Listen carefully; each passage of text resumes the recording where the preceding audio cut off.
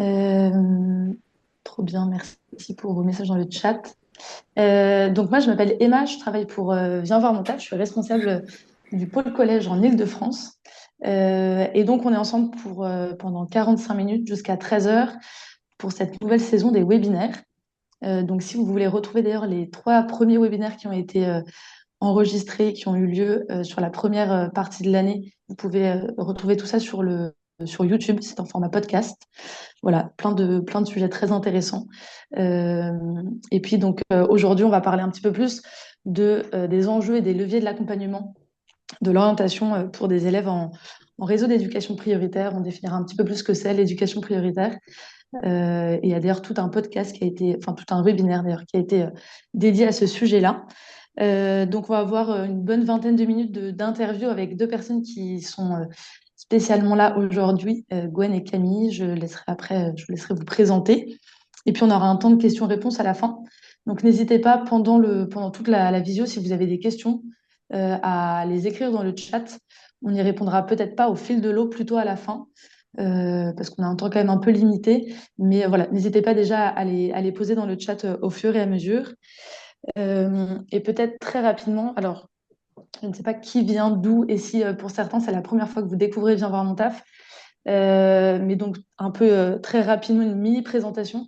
Viens voir mon taf, donc on est c'est une asso qui lutte contre le déterminisme pardon, social par le moyen du stage de troisième. Et donc on accompagne les élèves de troisième de l'éducation prioritaire, donc des élèves qui sont scolarisés en collège REP ou REP+. Euh, on les met en lien avec des entreprises ou en tout cas des secteurs de métiers auxquels ils ont souvent très peu accès. Voilà, on aura l'occasion d'en reparler normalement. Et bien écoutez, je vais laisser Jordan se présenter et puis présenter aussi nos 2 invités. Merci Emma. Donc bonjour à toutes les personnes qui sont présentes avec nous pour ce webinaire. C'est Jordan de Viens voir mon taf Lyon. Et du coup, moi, je suis chargé de mobilisation au sein du pôle entreprise et je contacte du coup les entreprises afin de trouver des stages de troisième de qualité pour nos élèves qui sont en zone d'éducation prioritaire. Du coup, je vais laisser la main à Gwen et Camille qui sont nos 2 invités et qu'on remercie chaleureusement d'être présents parmi nous. Je vous laisse vous présenter et je commencerai après la salve de questions pour vous. D'accord. Gwen, bon, je peux commencer si tu veux. Alors, bonjour à tous. Donc, je m'appelle Camille, je suis psychologue spécialisée en orientation scolaire et professionnelle. Et je suis aussi formée en thérapie cognitive et comportementale. Et j'interviens en libéral, enfin, je travaille en libéral auprès d'adolescents, de jeunes adultes, mais aussi en hôpital de jour où j'anime des ateliers auprès d'adolescents. Voilà, donc moi, je m'intéresse vraiment à l'accompagnement, à comment trouver du sens, comment savoir ce qu'on veut faire, comment faire des choix aussi. C'est vraiment des questions que je rencontre dans mon quotidien. Et, et si je pouvais vous en dire plus vraiment sur mon objet, les jeunes à devenir autonomes et à gagner en compétences, à s'orienter seuls, parce que c'est vraiment une compétence qui va leur servir tout au long de leur vie. Voilà.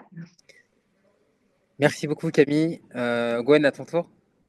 Oui, alors moi je m'appelle Gwen Joly, je suis conseiller principal d'éducation dans un établissement du 19e arrondissement de Paris qui est en éducation prioritaire renforcée, donc REP+, c'est le terme qu'on utilise.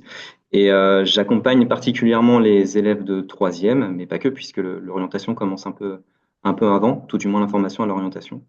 Et j'accompagne surtout les élèves qui sont les plus en difficulté avec la construction du parcours d'orientation, le fonctionnement des affectations au lycée, et j'accompagne aussi leurs familles. Voilà. J'ai à côté une formation en sociologie qui parfois fera écho avec ce que je vais pouvoir dire. Merci beaucoup Gwen pour Gwen et Camille pour cette présentation. Du coup, comme première thématique, on voulait commencer par aborder les enjeux psychologiques de l'orientation au moment de l'adolescence. Donc Camille, je commence par toi. Oui. Est-ce que tu pourrais nous parler de ce que les adolescents et les adolescentes vivent psychologiquement et physiologiquement à cette période clé? Oui, pas de souci. Alors, effectivement, l'adolescence, déjà, qu'est-ce que c'est? Parce que c'est une période assez intense. Il n'y a pas de définition exacte, mais aujourd'hui, on dit que c'est vraiment une période de transition entre l'enfance et l'âge adulte. Et c'est vraiment une période charnière parce que c'est une période où il y a vraiment plein de changements, que ce soit au niveau physique. Donc, le début de l'adolescence est vraiment marqué avec la puberté. Ça commence vers l'âge de 11-13 ans, bien qu'on constate que la puberté commence de plus en plus tôt aujourd'hui. Donc, ça va être vraiment marqué par une poussée de croissance, une poussée hormonale, donc des changements physiques. Et ce qui peut être un peu compliqué pour les jeunes, c'est qu'elle n'arrive pas au même moment pour tout le monde. Il y a des fois des décalages entre les garçons ou les filles. On remarque quand même que les filles sont plus précoces, notamment aussi sur le plan cognitif. Il y a beaucoup d'évolutions sur ce plan-là. Et ça va être notamment la pensée abstraite. Donc, c'est-à-dire qu'ils vont être capables de réfléchir, de manipuler des informations dans leur tête. Par exemple, si on va leur poser la question, c'est quoi l'amour? Quand ils sont enfants, ils vont dire, bah, l'amour, c'est des câlins, c'est des bisous. Et en fait, à l'adolescence, ils peuvent commencer à se dire, bah, l'amour, c'est des sensations, c'est des émotions, c'est des ressentis. Donc, ils peuvent vraiment manipuler beaucoup plus de choses. Et aussi, c'est une étape importante à cet âge, c'est qu'ils peuvent ils commencent à arriver à avoir des hypothèses, à faire des déductions, des choses qu'ils n'arrivent pas forcément à faire plus jeunes. Il y a aussi donc tout aussi ce qui est des développement social et affectif. Donc, ce qui va vraiment marquer la période de l'adolescence, c'est la recherche de l'identité, donc se trouver qui on est. Donc ça va se passer par un besoin de plus d'autonomie, d'indépendance. C'est le moment de la vie où les groupes de pairs prennent beaucoup plus de place. Ça va même être une figure d'attachement qui va être plus importante que la famille à ce moment-là. Et donc, c'est une période où ils ont besoin de tester, d'essayer des choses, de mieux se connaître. Ils vont tenter des choses et ça fait vraiment partie de ce développement-là. Et donc, ce qui est compliqué à ce moment-là pour eux par rapport à l'orientation, donc, c'est qu'à la fois, ils ont des changements physiques, des changements au niveau social, au niveau identitaire. Et en plus, on leur demande de réfléchir à ce qu'ils veulent faire de leur vie. Donc, c'est hyper compliqué parce qu'ils doivent se projeter dans l'avenir sans savoir encore qui ils sont aujourd'hui. Donc, il y a des personnes pour qui c'est plus simple, où elles arrivent assez facilement à mieux se connaître, à savoir ce qui leur plaît, ce qui les intéresse. Et en plus, quand ils testent, ça vient confirmer qu'ils font des bons choix. Et il y a d'autres personnes où, en fait, ils vont essayer des choses et ça va être compliqué. Et comme c'est jamais simple, à tout ça s'ajoute le contexte familial, le contexte de vie, le milieu scolaire, tout ça, ça va rajouter plus ou moins de pression, d'anxiété. Il y a aussi des troubles psychopathologiques qui peuvent arriver à ce moment-là. Il faut savoir qu'à peu près entre 10 et 20 ans, il y a un jeune sur 7 qui souffre d'un ou plusieurs troubles psychiques. Donc, ça va être l'anxiété, les phobies, les troubles comportement alimentaire, etc. Donc, voilà, c'est pas un moment simple de base. Merci Camille. Et je me demandais, est-ce que Gwen, tu peux un peu nous parler de, donc toi en tant que CPE dans un collège REP+, donc renforcé, une éducation prioritaire renforcée, je crois que tu as été aussi dans CPE dans un collège qui ne l'était pas. Quelle spécificité tu vois, ou en tout cas quel frein peut-être tu peux voir aussi pour ces élèves-là, en plus de l'adolescence, mais en tout cas du public que tu accompagnes? Ouais, alors pour commencer, tout ce que je vais pouvoir dire là, et après, il faut bien l'entendre sans jugement. C'est pas toujours facile de distinguer justement ce qu'on peut dire et une certaine forme de jugement. Là, il n'y en a pas du tout.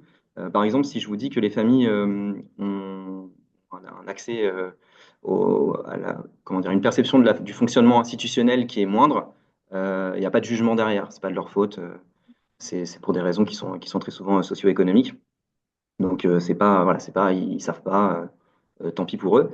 Mais en éducation prioritaire, la spécificité c'est que pour rebondir un peu sur ce que disait Camille, les paradoxes sont amplifiés.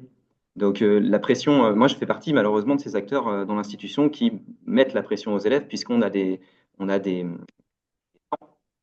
scolaires et des temps institutionnels. Pour vous donner un exemple très précis, lundi soir, le serveur pour choisir ses lycées se ferme.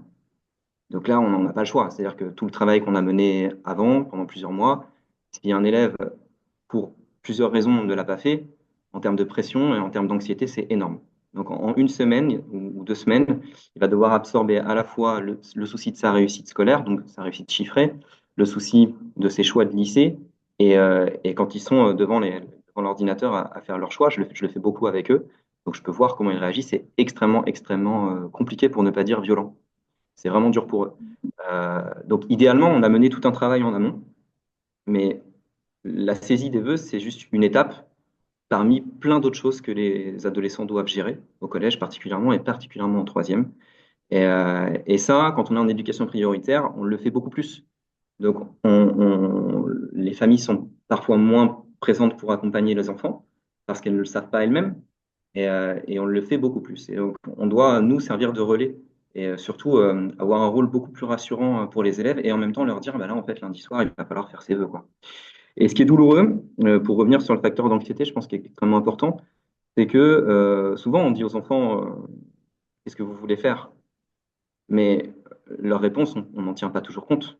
Parce que il y a ce qu'un enfant veut faire, ce qu'il rêve de faire, et ce que l'institution va lui permettre de faire, parce que, le, le- pour reprendre un terme un peu sociaux, on parle de sélection scolaire, et le risque, c'est que la sélection scolaire soit aussi une sélection sociale. Donc, ça, en éducation prioritaire, je pense que la spécificité, c'est qu'on a un rôle beaucoup plus important dans l'accompagnement des familles et des adolescents pour élargir leurs horizons, pour leur donner le maximum d'informations pour qu'ils puissent choisir. Et c'est très, très, très, très, très compliqué, puisque ce qu'on leur dit, nous, c'est pas forcément, ça ne va pas forcément de soi. Voilà. Est-ce que, pardon, est-ce que tu pourrais peut-être préciser un peu très concrètement les freins que toi tu remarques, les freins auxquels ils sont confrontés justement dans toute cette période d'orientation, ce qui font la spécificité d'un collège REP? Ouais. Alors déjà, ils ont une vision très, très, très, très limitée de ce qu'est le monde professionnel. C'est là sur les troisièmes, au tout début, on sonde un petit peu, qu'est-ce qui les intéresse. Nous, on pense plutôt en termes de domaine. Les élèves vont plutôt nous dire, je pourrais même presque vous faire des catégories, et il y en a très peu. Je veux faire médecin, je veux faire avocat, ou ils nous donnent des filières qui sont connues parce qu'elles ont beaucoup de promotions sur les réseaux sociaux. Donc les élèves vont me dire, je veux faire STMG, sans savoir ce que c'est les STMG, je sais pas. Ou je veux faire gestion administration et ça passe ce qu'est gestion administration. Si je vous mentionne médecin, avocat, gestion administration et STMG, c'est parce que c'est les quatre plus fréquents qu'on me cite spontanément en début de troisième. Et donc nous, tout notre travail, c'est pourquoi, d'où ce choix vient, et est-ce qu'on peut pas avoir plus de cartes en main? Parce qu'on pense en termes de cartes. L'autre réponse que j'ai le plus souvent, pour ne pas dire pratiquement toujours en début de troisième, c'est je veux faire une seconde générale et technologique. Euh, et quand on demande aux élèves pourquoi, pour quelles raisons, ils n'y répondent pas. Et là, la réponse, on l'a un peu plus tard dans l'année, bon, nous on la connaît en tant que professionnel, c'est que l'orientation au collège, elle est perçue par les élèves de manière sur une échelle qualitative. Donc c'est une échelle où la seconde générale et technologique tout en haut, elle est vue comme on doit absolument avoir pour montrer qu'on est en réussite et pour c'est un symbole de réussite. Et la seconde professionnelle ou le CAP, c'est vu et perçu par les élèves comme une forme d'échec. Sauf pour ceux qui ont un projet clair et construit. Ceux-là sont très rares. Merci Gwen. J'enchaîne avec toi du coup, Camille. Euh, je voulais que tu nous parles un peu de quels sont les leviers concrets du coup pour accompagner les élèves et quelle est la temporalité pour les mobiliser. Euh, j'ai pas entendu la dernière phrase. Quelle est la temporalité? Quelle est la temporalité, tu penses, pour les mobiliser, ces leviers concrets pour accompagner Ah, les élèves? alors, je ne veux pas dire comme Elisabeth Borne dès la maternelle, mais au niveau de... En fait, c'est vrai que ce que je pense qui est important, c'est en tout cas, comme en fait, quand on va présenter des fruits et légumes, on va dire, ah, ben, ça comme fruits, là, ça comme légumes, bah, aussi, quand on marche dans la rue, de commencer à aborder l'idée des métiers. Mais c'est vrai qu'effectivement, le plus tôt possible, c'est mieux. Je crois que c'est ce qui se passe actuellement.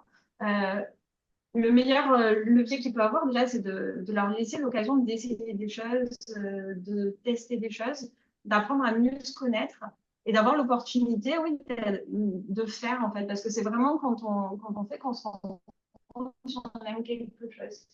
Euh, Gwen, il disait quelque chose d'intéressant. Il disait, en fait, ils ont une projection d'un métier. Ils vont dire bah, spontanément avocat, médecin, parce que bah, ça fait bien, c'est des métiers qu'on connaît, qui sont connus.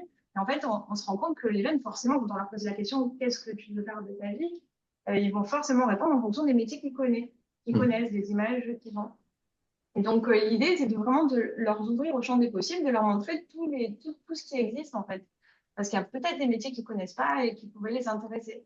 Donc, je pense qu'il y a ça qui est hyper important, donc leur permettre voilà, de se connaître, d'essayer de se changer d'avis aussi, d'avoir la possibilité de tester quelque chose et de se dire, OK, bah, finalement, ça ne me plaît pas. Et en fait, faut pas avoir la sensation que c'est un échec. Au contraire, on se rapproche d'eux-mêmes, vers qui ils ont envie d'être, vers qui ils veulent aller.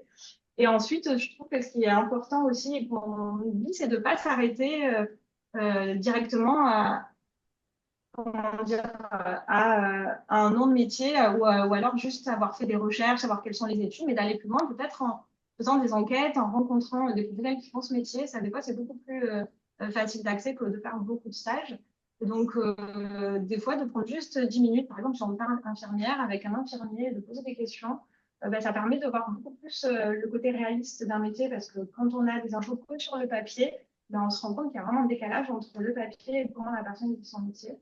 Et ensuite, effectivement, les stages, j'encourage toujours à faire le plus de stages possible parce que c'est essentiel. Merci. Gwen, du coup, par rapport aux freins que tu évoquais tout à l'heure, par rapport, par exemple, à l'accès à l'information, aux inégalités, selon toi, quels sont les dispositifs du coup, qui sont mis en place dans les collèges REP et REP+, pour accompagner ces élèves-là? Alors ça, c'est tout un travail d'équipe au sein de l'établissement, et ensuite c'est un travail partenarial, donc comme celui notamment qu'on a avec Viens voir mon taf, qui est extrêmement important. Et pour résumer un petit peu, pour faire une petite analogie, alors je ne sais pas si elle est pertinente, mais j'ai eu l'occasion de travailler un peu avec des gens en grande précarité qui étaient en recherche d'emploi, donc plutôt des adultes, pas des adolescents. Et ce qui était très intéressant avec les gens en grande précarité qui sont en recherche d'emploi, c'est leur isolement face justement au monde professionnel. Et isolement en deux sens, c'est-à-dire qu'ils ne sont pas dedans, mais en plus de ça, ils ont une perception assez limitée et ils n'ont pas accès à la découverte des formations, des filières. Et les stratégies d'accompagnement qui étaient mises en place, certaines, en tout cas celles que je trouvais assez pertinentes, c'était de provoquer des rencontres. Donc on provoque des rencontres. Voilà. Les personnes, on leur dit qu'est-ce que tu veux faire? Bon, bah, ils vont choisir par rapport à, comme Camille le disait, par rapport à ce qu'ils connaissent. Et bah, nous, notre travail, c'est peut-être de provoquer des rencontres. Et en éducation prioritaire, l'avantage, c'est qu'on a quand même un petit peu plus de moyens en termes d'encadrement, donc on peut accorder une attention plus grande aux élèves. Euh, Moi, les élèves de troisième, je peux vous donner le chiffre exact, j'en ai 107, c'est pas beaucoup, et je les connais tous. Donc je peux vous dire à peu près leur parcours, qu'est-ce qui pourrait coincer d'un point de vue familial, puisqu'on connaît aussi leur contexte familial, qu'est-ce qui pourrait coincer d'un point de vue de projection. Et ça, c'est vraiment, c'est un, comment dire, c'est une vraie chance. Là, pour la saisie des vœux, on peut les voir tous individuellement pour s'assurer que leurs vœux sont bien saisis. On pourrait partir du principe que c'est une responsabilité parentale, que si les vœux sont pas bien saisis, bah tant pis. Donc on ne le fait pas. On revoit les vœux un à un et pendant 3 semaines, on voit les élèves pratiquement tous les jours pour s'assurer que les vœux sont bien faits et qu'ils sont conformes à ce qu'ils souhaitent faire et ce qu'ils peuvent faire aussi. Donc en éducation prioritaire, ça c'est quelque chose qu'on a la chance de pouvoir faire. Et pour revenir sur le travail partenarial, que ce soit avec Viens voir mon taf, dans la possibilité justement de provoquer la rencontre avec des professionnels sur le lieu de stage, ou nous, avec les autres établissements scolaires, de pouvoir découvrir des formations qui sont moins connues, de pouvoir aller faire des visites. Ne serait-ce qu'hier, j'étais avec des élèves de troisième, justement, de quatrième, avec des étudiants de l'École nationale supérieure des arts décoratifs. Euh, tout notre travail à nous, ça va être ça, ça va être de provoquer la rencontre. Et, et c'est un élément important puisque on parlera sans doute après des questions de réseau et des questions de contact disponible pour les élèves et ils n'en ont pas forcément.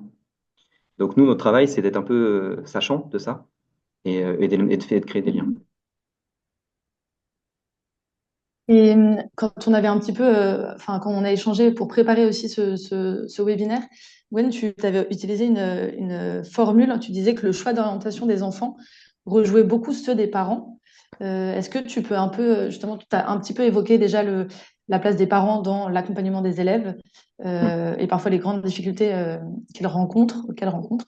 Et tu parlais aussi de la voie professionnelle comme étant pas forcément la voie la plus enviable pour les élèves. Est-ce que tu peux un peu nous en dire quelques mots? Ouais. Oui, alors quand on travaille à l'orientation, ça c'est fascinant, c'est que les rendez-vous avec les parents, très souvent, on a une projection des parents de leur réussite ou de leurs échecs ou de leurs moments difficiles. Et tous les parents, il y a un facteur qui est extrêmement important, c'est que tous les parents veulent le meilleur pour leur enfant, toujours. Et nous, la difficulté qu'on a, c'est que parfois, ce que eux pensent être le meilleur pour leur enfant peut mettre leur enfant en difficulté.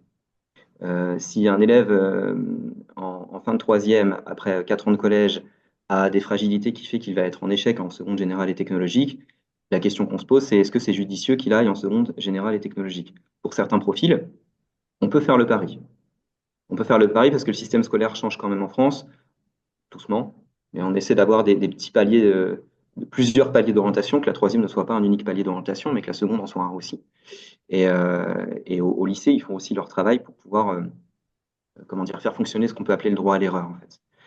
Mais oui, il y a des parents qui vont par exemple, insister pour ce qu'ils considèrent tout simplement être le mieux pour leur enfant, ce qui est le plus digne aussi socialement. Il y a cette valeur sociale du diplôme et de la formation qui est importante. Et pour l'orientation professionnelle, une orientation professionnelle qui est réussie, globalement, c'est une orientation professionnelle dans laquelle l'élève va mieux performer qu'au collège, ce qui arrive très souvent. Donc, se sentir en confiance dans ses apprentissages. Et surtout, c'est une orientation qui est préparée en amont, avec de la visite, avec des découvertes, avec une rencontre entre les élèves et une visite des structures, surtout, ça c'est extrêmement important.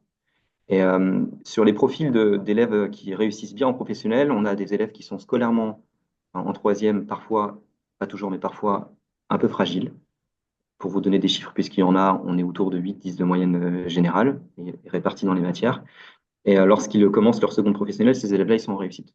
Voilà. Si c'est un peu préparé, si c'est un peu quelque chose qu'ils veulent faire, ils vont très vite monter à 13-14. Et à l'intérieur d'eux-mêmes, en termes d'estime de soi, c'est énorme. Et là, vous avez des parcours qui changent complètement.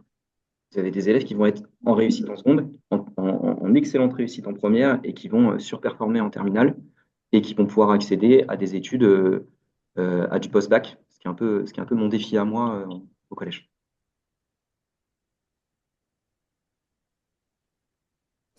Merci beaucoup, Gwen. Là, du coup, j'ai une question qui est pour tous les deux. On voulait avoir votre avis sur, du coup, comment vous pensez que l'institution, donc l'école, la société et le marché de l'emploi, influence-t-elle les parcours pour nos jeunes? Camille, je te laisse commencer si tu peux répondre. Comment l'institution va influencer les jeunes, c'est ça la question? Oui, comment l'institution, tant scolaire que sociétale, influence-t-elle les parcours de nos jeunes? Bah, parce qu'il y a beaucoup d'attentes au niveau politique, il me semble. J'ai entendu qu'il y avait des filières qui étaient féminisées. Et donc, il y avait un objectif d'envoyer plus de filles dans certaines filières. Donc, il y a des enjeux comme ça. Je pense qu'il y a aussi des enjeux économiques où on sait qu'on va avoir des besoins, qu'on a par exemple des besoins dans le secteur médical et dans certains besoins. Donc, il peut y avoir aussi une influence à aller vers ces parcours-là. Il y a aussi tout le côté des attentes sociales en disant mais que, au point de vue de la société, il y a comme s'il y avait des filières qui étaient mieux que d'autres, mieux vues que d'autres. Donc tout ça, ça engendre ça a des répercussions en tout cas sur les choix des jeunes aujourd'hui.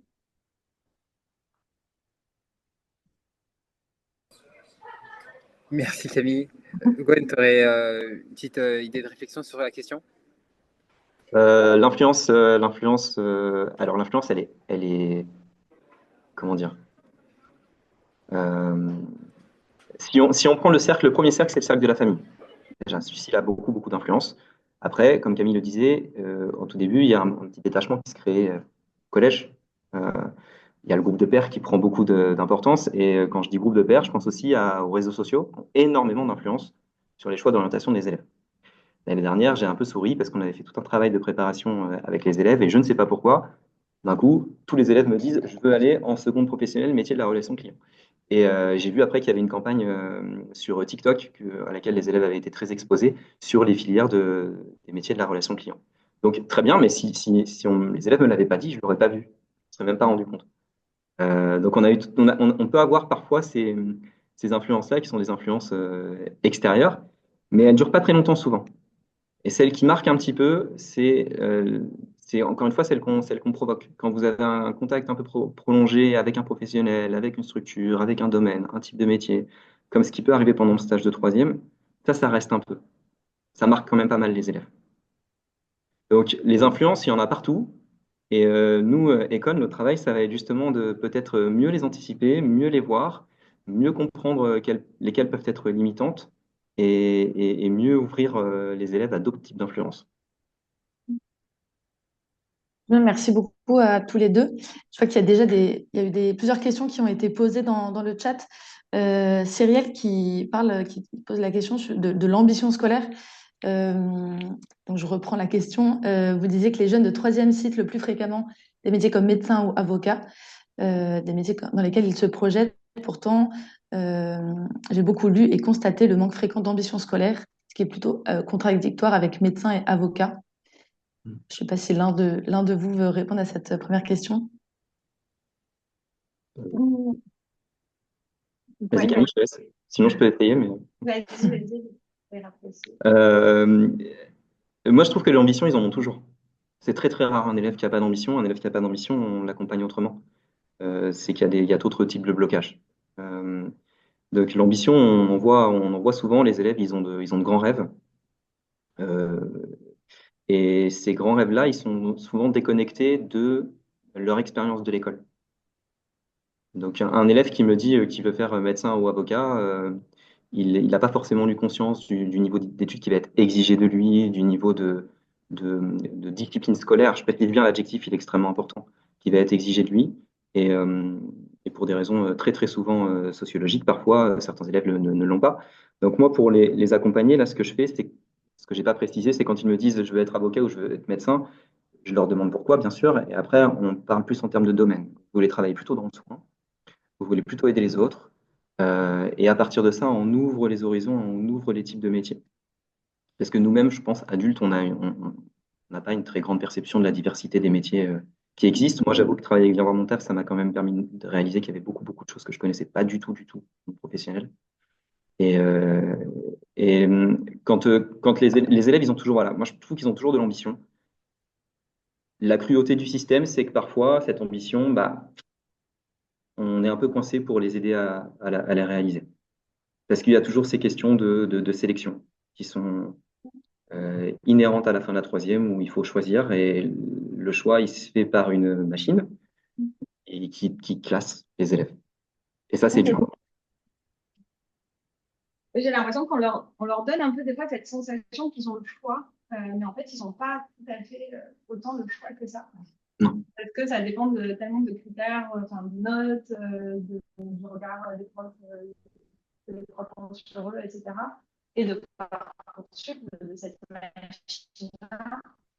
Euh, et par rapport aux projections, moi, ce que je constate en cabinet, c'est que des fois, effectivement, ils vont dire bah, j'ai envie d'être médecin ou avocat.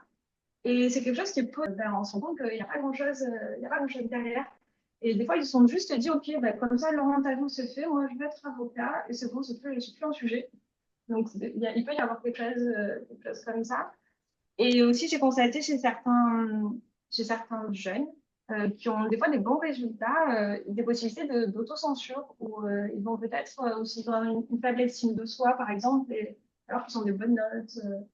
Ils peuvent ben, viser moins haut que ce qu'ils sont en capacité de faire. Et à l'inverse, des jeunes qui ont plutôt confiance en eux et pas forcément des bons résultats, ils peuvent viser plus haut alors que peut-être ils n'en ont pas forcément les capacités aujourd'hui. Donc ça, c'est des choses qu'on peut constater vraiment qu'au niveau individuel, en discutant avec les jeunes, on se rend compte vraiment qu'elles peuvent être voilà, ses propres craintes, ses obstacles, ses projections. Et c'est quelque chose que dans le collectif qui est plus compliqué à voir. Moi, je me permets de rajouter, en tout cas dans l'accompagnement qu'on peut voir aussi des élèves avec Viens voir mon taf, parfois c'est aussi une idée de ce qui se font du métier. Bon, alors parfois c'est aussi un manque de connaissance d'autres métiers parce que quand ils disent médecin, qu'on leur dit, bon, en fait, c'est peut-être la question, enfin, l'envie de découvrir les métiers de la santé. En fait, tous les métiers de la santé, ils ont beaucoup de mal ils et elles ont beaucoup de mal à lister d'autres métiers que médecin, chirurgien. Donc, il y a un gros travail quand même de découverte des métiers. C'est un peu un des objectifs aussi de l'éducation nationale, de faire découvrir plus de métiers, souvent en troisième, notamment dans les collèges REP, REP+, les élèves connaissent un peu moins de 10 métiers. Donc le but, c'est que quand même, on élargisse vraiment cette connaissance connaissance des métiers pour que l'ambition scolaire et professionnelle, elle puisse aussi être. Enfin, nous, on aime bien parler d'ambition scolaire pour dire que l'idée, c'est pas forcément d'aller en voie générale et d'aller faire après un doctorat ou un master, mais c'est déjà de choisir leur orientation et que ce soit plus subi. Euh, donc voilà, ça va être quand même très lié à la connaissance aussi des métiers, ou en tout cas l'idée qu'ils s'en font. Et puis ce que tu disais, Gwen, tout à l'heure, c'est aussi l'idée de ce que les parents se font de certains métiers. Ouais. Et j'enchaîne avec une des questions qui a été posée par Antoine. Ayant déjà travaillé auprès de jeunes NEET, alors j'ai pas envie de me tromper sur mais c'est NEET sans, Tu sais, c'est les jeunes non engagés. voilà, Sans formation, sans sans mineur. formation, ouais, tout à fait. J'ai constaté que parfois la réussite scolaire ou l'ambition professionnelle, par exemple vouloir devenir avocat, peut être mal perçue ou découragée par l'entourage proche du jeune. Quelle stratégie ou dispositif mettez-vous en place pour aider les élèves à surmonter ce frein social, à maintenir leur ambition malgré le manque de soutien, voire la pression négative de leur environnement familial ou amical? Merci pour cette question qui est très pertinente. Je ne sais pas qui veut commencer. Je peux essayer parce que c'est vrai que c'est des choses que je vois des fois en accompagnement individuel. Et c'est toujours bien, en tout cas, de partir d'un constat. Et il y a des jeunes, des fois, c'est compliqué d'assumer, de se dire, en fait, mes parents, ils vont pas du tout me soutenir. Donc, à un moment donné où on y va, allez, OK, on va pas te soutenir. Toi, comment tu peux faire face à ces obstacles-là? Comment tu vas t'en sortir? Pour retrouver du sens aussi, qu'est-ce qui motive vraiment? Et en fait, on va faire vraiment le plus concret possible. OK, tu n'as pas les moyens, alors est-ce qu'il y a des bourses? Est-ce que tu peux travailler? Est-ce qu'il y a possibilité de faire une année en 2 ans pour pouvoir travailler à côté? On va essayer de mettre en place vraiment tout ce qui peut être au niveau stratégique pour arriver à cet objectif-là. Et à peut-être trouver aussi d'autres ressources, du mentorat, pour trouver quelqu'un qui va dans notre projet. Des fois, il suffit juste d'une personne, en fait, pour quelqu'un qu'on a rencontré dans un stage. Donc, il peut suffire voilà, de juste une personne qui croit en nous pour nous motiver. Gwen, je ne sais pas si tu veux rajouter quelque chose. Moi, je peux juste raconter une petite anecdote. Et heureusement, j'en ai pas énormément dans ce genre-là. Il y a 6 ans, j'avais travaillé avec un élève de troisième qui était en très grande difficulté scolaire en sixième.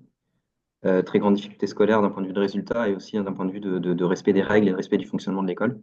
Et en passant du temps avec lui, il s'est senti en confiance à l'école et il a tout à fait changé de façon d'agir à l'école. Donc, il s'est mis à travailler, il s'est mis à marquer un plus grand respect pour les adultes et il s'est retrouvé en opposition avec sa famille.